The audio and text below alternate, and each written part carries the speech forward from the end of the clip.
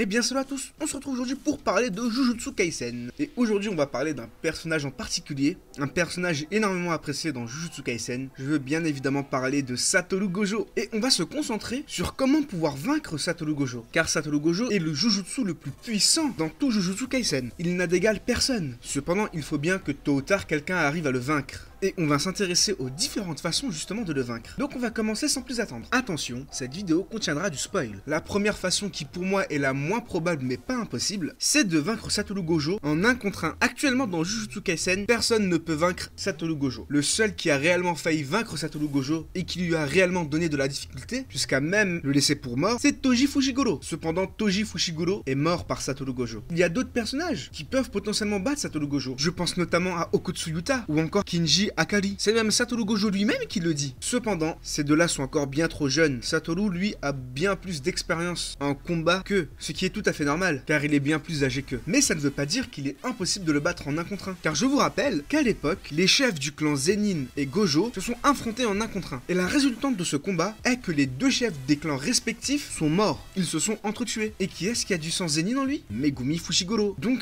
le fait de battre Satoru Gojo en 1 contre 1 est possible, mais peu probable actuellement. Car encore une fois, personne ne lui tient tête au moment où je vous parle dans le manga. La seconde méthode est de sceller Satoru. D'ailleurs, cette méthode a été réalisée au cours du manga, puisque je vous rappelle que Satoru est scellé dans la Gokomonkyo. Gokomonkyo détenue par Suguru Geto. Ce moyen est le plus simple et le plus sûr, entre guillemets, car on peut être sûr que Satoru ne pourra pas en ressortir. En tout cas, pas de lui-même. Une fois que Satoru est scellé, il peut rester là-bas à vie s'il veut. Du moins, si celui qui dispose de la Gokomonkyo le veut. Et tôt ou tard, Satoru finira par mourir de faim ou déshydraté, car n'oublions pas que ça reste un humain avant tout. Pour moi, c'est la méthode la plus sûre et la plus simple, car une fois scellé, Satoru ne peut vraiment plus rien faire. La troisième méthode, utiliser une arme comme Ama no Sakaoko. Pour vous décrire rapidement Ama no Sakaoko, c'est une arme de grade S qui a une caractéristique spéciale. Elle peut annuler toute technique, et même les techniques de Satoru, car c'est via cette arme que Satoru a failli mourir. Donc il y a toujours moyen que Satoru meure face à cette arme. Cependant, l'arme a été scellée, voire même détruite par Satoru Gojo. Et je pense que Satoru ne fera plus la même erreur que lors du passé, et fera tout pour garder cette distance face à cette arme. Et la méthode la plus sûre, et celle qui je pense va arriver par la suite, c'est de lui arracher les yeux ou les lui crever. Je m'explique. Le 6e œil est une caractéristique du clan Gojo. Cependant, les membres du clan Gojo ne naissent pas forcément avec le 6e œil. Ça reste une caractéristique très rare au sein même de ce clan. Et bien sûr, si un membre du clan Gojo naît avec le 6e œil, il ne pourra pas y en avoir d'autres. Seul un seul membre du clan Gojo peut avoir la capacité du 6e œil. Et ici, celui à l'avoir, c'est Satoru Gojo. On ne sait pas grand chose du 6e œil, mais de ce qu'on sait, cet œil permet